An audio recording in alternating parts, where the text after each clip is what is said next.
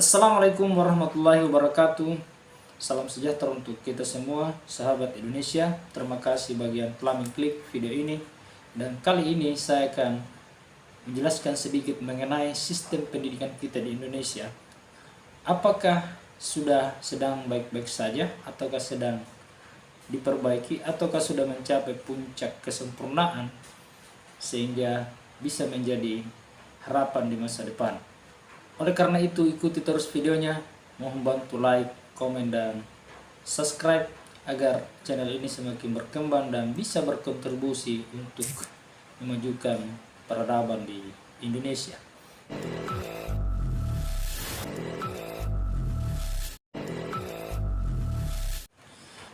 Nelson Mandela, mantan presiden Afrika Selatan, pernah mengatakan bahwa salah satu cara untuk mengubah dunia adalah dengan pendidikan. Kemudian, legenda silat atau kungfu dari Tiongkok pernah mengatakan bahwa saya tidak takut dengan orang yang mempelajari 100 jurus dalam satu hari, tetapi saya akan waspada kepada orang yang belajar satu jurus dalam 100 hari. Hal ini menggambarkan bahwa untuk menjadi orang yang hebat harus fokus pada satu bidang tertentu, dan kemudian ketika kita beranjak kepada apa yang dikatakan oleh Nelson Mandela bahwa kita harus memiliki kemampuan untuk berbuat, untuk kreatif, untuk bersaing, sehingga kita mampu mengubah sesuatu. Untuk mampu mengubah sesuatu, kita mestinya punya keahlian khusus. Nah, apa yang saya sebutkan tadi itu adalah falsafah. Itu adalah landasan berpikir mengenai pendidikan. Nah, apakah kita memiliki landasan-landasan seperti itu? Sebagaimana kita kenal bahwa di dunia ada 4 jenis kurikulum secara umum. Yang pertama adalah humanistic curriculum. Humanistic curriculum menganggap bahwa manusia itu unik, otentik, sehingga orang lain ataupun negara tidak berhak mengatur peserta didik tentang apa yang semestinya mereka pelajari, tetapi diserahkan kepada mereka apa yang mereka inginkan pelajari. Itu humanistic curriculum. Dan ini banyak dianut oleh negara-negara Eropa Utara seperti Denmark, Finlandia, Norwegia, dan seterusnya. Kemudian yang kedua adalah social reconstructive curriculum. Nah, kurikulum ini menganggap bahwa hari ini adalah konservatif, hari ini adalah masa lalu. Karena di masa depan, hari ini itu menjadi masa lalu. Sehingga apa yang kita lakukan hari ini itu harus berproyeksi, memandang seperti apa masa depannya, apa yang akan terjadi di masa depan itu harus dipersiapkan dari sekarang. Sistem ini banyak dilakukan oleh negara-negara kiri seperti Tiongkok, Vietnam, ya negara-negara yang agak komunis. Seperti ini pemikirannya dalam hal pendidikan. Kemudian yang ketiga adalah systemic curriculum. Jadi systemic curriculum semuanya diatur oleh negara. Bagaimana cara mengajar, bagaimana jam pelajaran, bagaimana soalnya, soal apa yang semestinya dibuat, soal apa yang tidak seharusnya dibuat. Pokoknya semuanya diatur oleh negara. Mungkin ini yang agak mirip dengan Indonesia. Kemudian yang terakhir adalah academic curriculum. Akademik kurikulum itu mengupayakan bahwa setiap orang punya keahlian khusus. Jadi, akademik kurikulum mengupayakan untuk tidak terlalu banyak pelajaran yang dipelajari, tetapi bagaimana setiap orang memiliki kemampuan di setiap bidangnya sendiri. Nah, cara seperti ini dilakukan oleh Amerika Serikat, sehingga jangan heran kalau di Amerika ada begitu banyak ahli-ahlian hasil karyanya menguasai dunia. Nah, sistem yang manakah yang paling tepat di Indonesia? Atau apakah dengan mengambil beberapa hal-hal penting dari keempat kurikulum itu lalu kita satukan menjadi sebuah sistem, apakah itu cocok di Indonesia?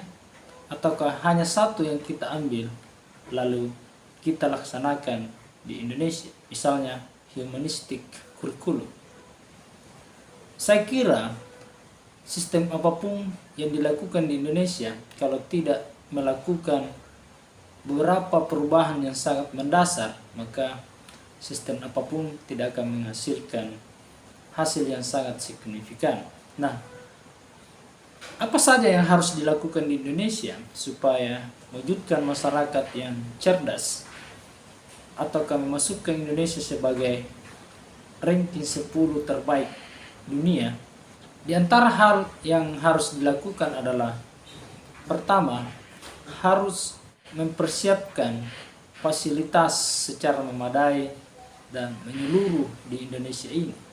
Karena kalau itu tidak dilakukan, ada banyak sistem yang sulit untuk dilaksanakan secara menyeluruh.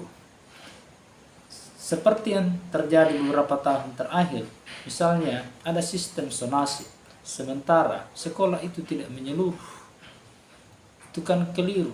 Di beberapa daerah itu melakukan demonstrasi karena beberapa anak atau puluhan anak atau mungkin ribuan anak yang terancam tidak sekolah hanya karena jauh dari sekolah itu.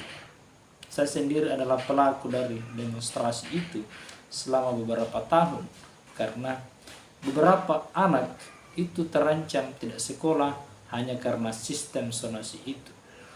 Sementara kami berpikir negara bertanggung jawab untuk menyekolahkan anak itu. Lalu faktanya negara dengan sistemnya membuat anak itu tidak bersekolah, sehingga apapun caranya anak ini harus bersekolah.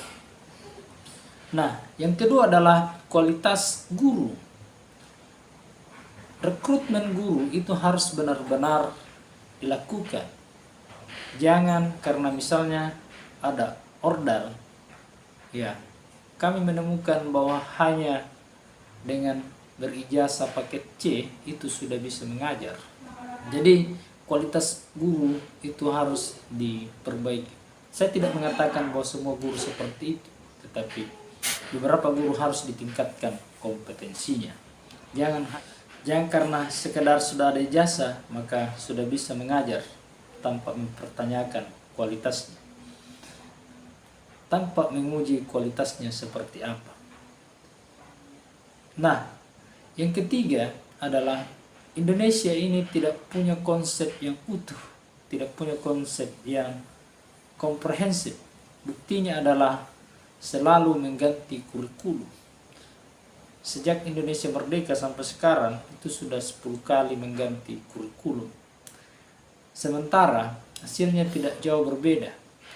Albert Einstein mengatakan bahwa ketidakwarasan itu adalah ketika kita melakukan hal yang sama dan berharap hasil yang berbeda. Nah, seharusnya kita merubah cara-cara kita supaya hasilnya juga berbeda. Nah, itulah beberapa hal menurut saya bahwa ini yang harus dirubah oleh Indonesia untuk menjadi negara terbaik, negara yang superpower dalam hal pendidikan. Karena berapa puluh persen dana APBN itu dianggarkan untuk pendidikan, tapi kalau tidak merubah itu semua, saya yakin hasilnya tetap sama. Hasilnya tetap tidak waras sebagaimana penjelasan Albert Einstein. Saya kira demikian. Assalamualaikum warahmatullahi wabarakatuh.